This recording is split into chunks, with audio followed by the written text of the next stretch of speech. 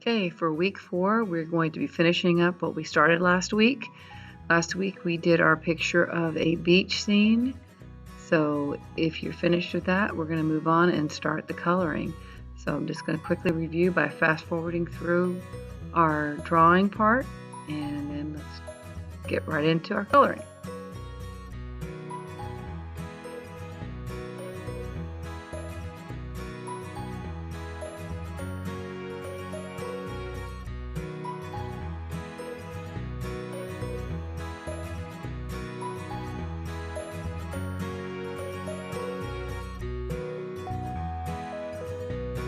Okay, let's start coloring. On mine, I decided to start with my ocean, and I'm using marker for my ocean. I want a nice dark blue. And I'm slowly going through and covering all areas. I sped up the film so that you don't have to watch as much of me coloring. When you want to cover a lot of area quickly, you lay your marker sideways, and that'll give you a thicker line, and it's easier to cover more space that way. If you want a thin line, then you hold it up like holding a pencil. When you're coloring, you need to think about where your colors are going to be meeting. So if you're going to be doing a blue sky with the ocean, you can't use the same color, otherwise the colors will blend in. As you're coloring, make sure that you are covering up all the space that's behind the object you're working on. Your goal is to not leave behind lines and blank spots or empty spaces. So work on covering each place by slowly working and going over things several times if need be. I used a crayon for my sand because I don't have a marker that's light enough.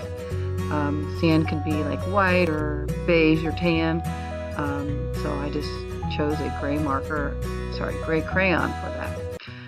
Since my sky is blue and I have water that's blue in the picture, I did not want the same color to be used for both. If I used blue marker in the sky, then it would be difficult to tell where the water was and where the sky was. That's why I used a blue crayon and I lightly colored the sky blue.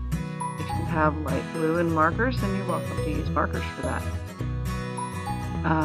So also another thing I like to do is when I am coloring, I will color everything I want in one color, and then I'll switch markers rather than coloring one thing and switching markers and coloring another thing and switching markers. So I did all my reds first, now I'm doing all my yellows.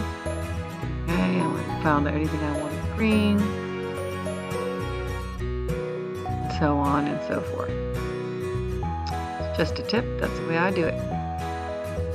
Last thing we're going to do is we're going to outline our objects. It is not required to outline, but it is a good way to make your things stand out. It gives contrast in your art.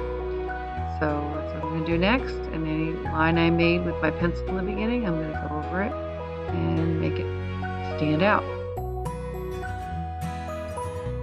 I think it makes it look neat and clean.